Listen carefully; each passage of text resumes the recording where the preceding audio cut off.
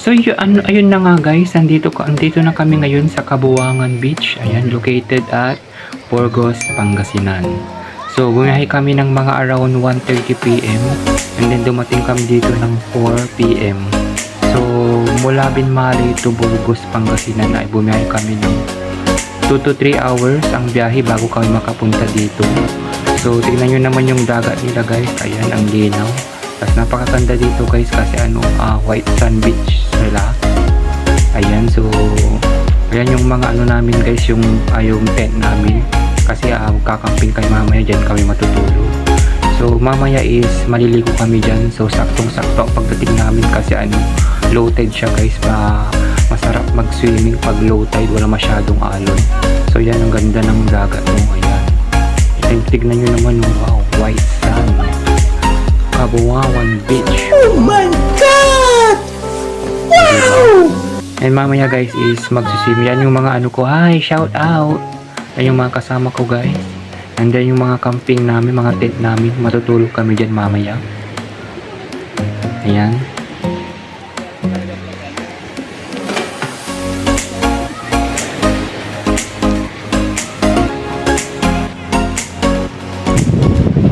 Super linis sa linaw ng tubig dito sa Kabuangan Beach, Burgos, Pangasinan.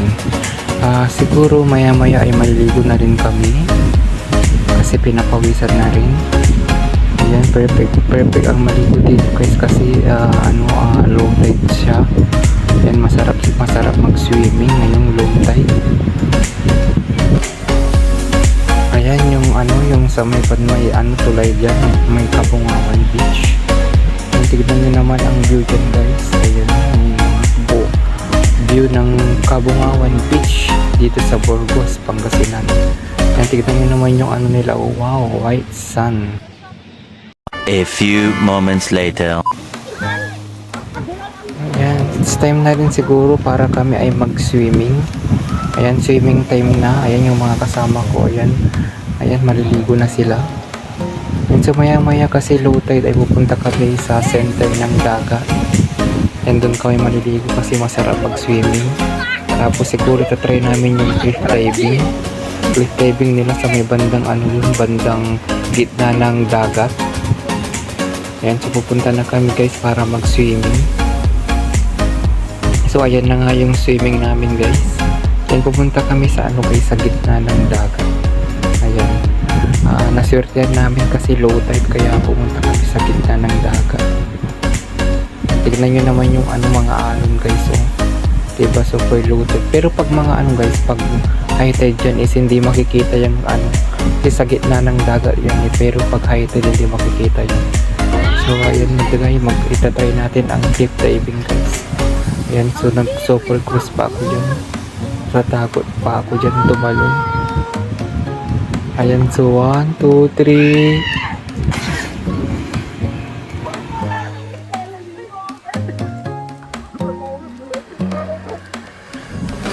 Wow!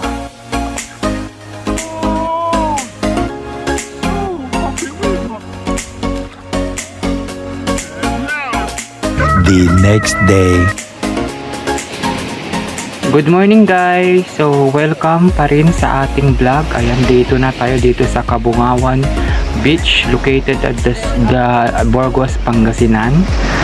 So maya maya guys ay pupuntahan natin ang pinaka center of attraction or tourist spot dito sa Kabuangan Beach, ang tinatawag nilang Death Pool.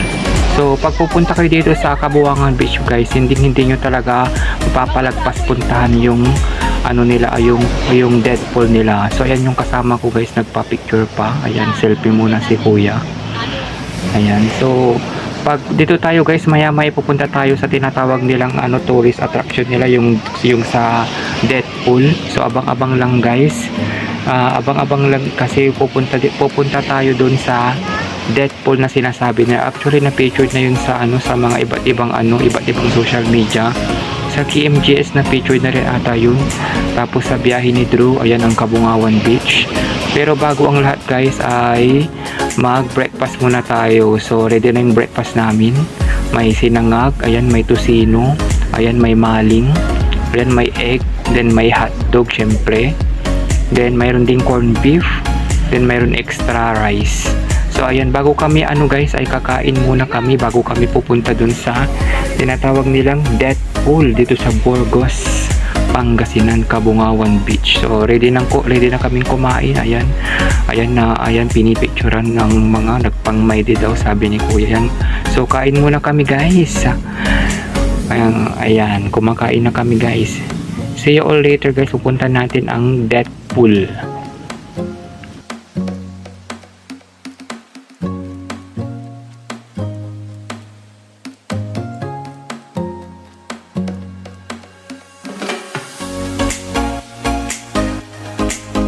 A few moments later.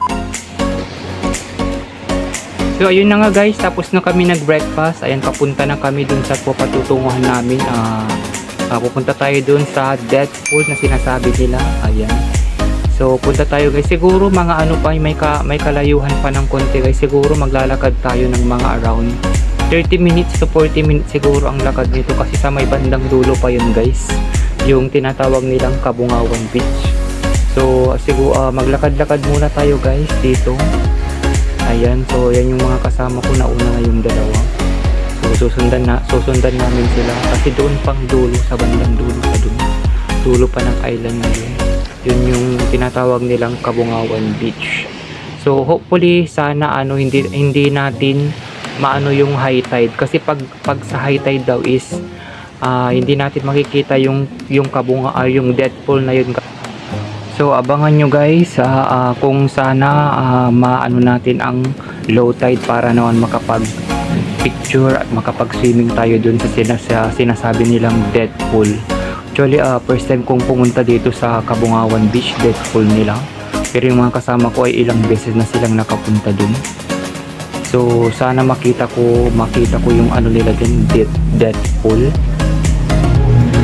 pa. So ayun, maraming maraming bato, matirik ang daan para kayong nagte-trekking. Pero daw sulit naman daw ang dito ang death pool pag makarating na tayo dun sa paroroonan natin. So dun pang bandang dulo guys yung pupunta natin, dun sa may tao na yun. Dun natin pupuntahan yung yung sa death pool. So ang flex ko lang yung mga kasama ko guys, nauna na sila.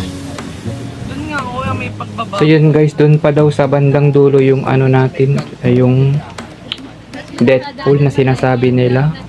So excited na kaming makita lahat kung yung death pool na yun. Sana nga lang low tide siya para kitang-kita natin at makapag-swimming kaming lahat doon.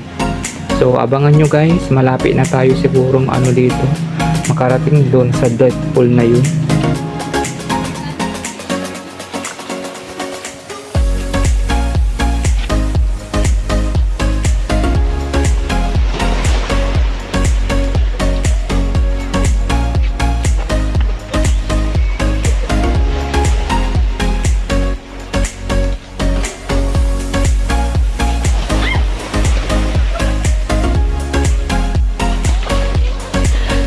Sana all.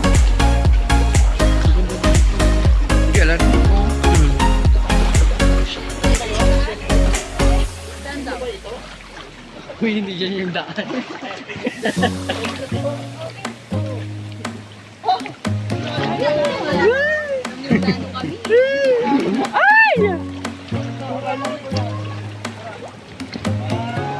Alarumbi, dito ang tinda, sure kayo.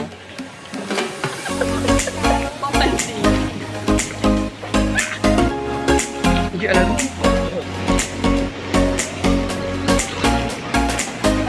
Diba? Ang linaw ng tubig nila guys. So masarap dito ang mag-swimming, lumangoy-langoy dito. Kaya pwede kayang inumin yung nila pa yung tubig nila. Kaso inumin nyo kaso maalat. Ko lang kasi linaw-linaw ng tubig nila. So maganda dito mag-swimming. So before kayo pumunta doon, pwede naman kayo mag-swimming dito. So ayun na nga. Punta na kami doon sa death pool na yun. Siguro malapit na kami siguro. Hindi. Yan, flex ko lang yung kasama ko. Ayan. Sama daw siya sa aking vlog. So, ayan siguro. Yan, malapit na tayo. Malapit na tayo sa exciting part.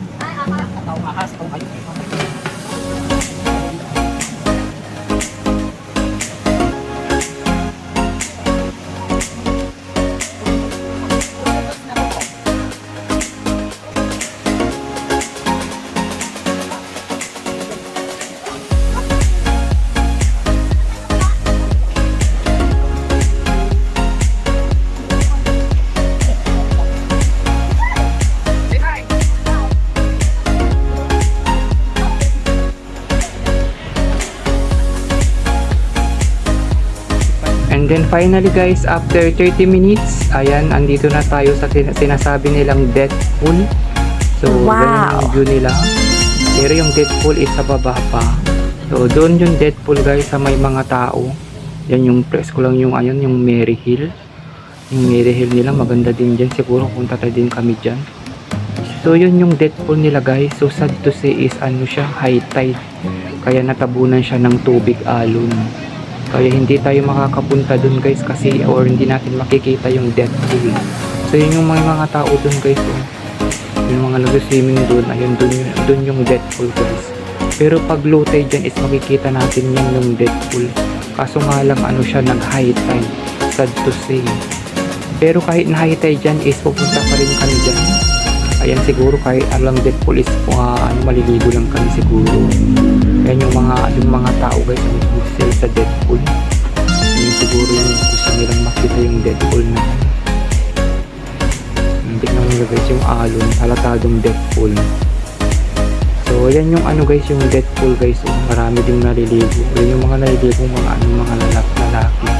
Yan yung tinatawag nilang Deadpool. So dalawa yan guys, yung isang malaki, isang maliit. Tapos yung Deadpool na yun is merong atang kalalim na ano. Hindi ko alam kung 50 o 60 feet. Yan yung Deadpool. Yung kulay blue na dun yung parang butas. Yun yung Deadpool guys. A few moments later. Pero pupunta pa rin kami dun mamaya. So ayun na nga, dito na rin kami sa nag-TikTok pa kami dyan. Ayun din yung Deadpool.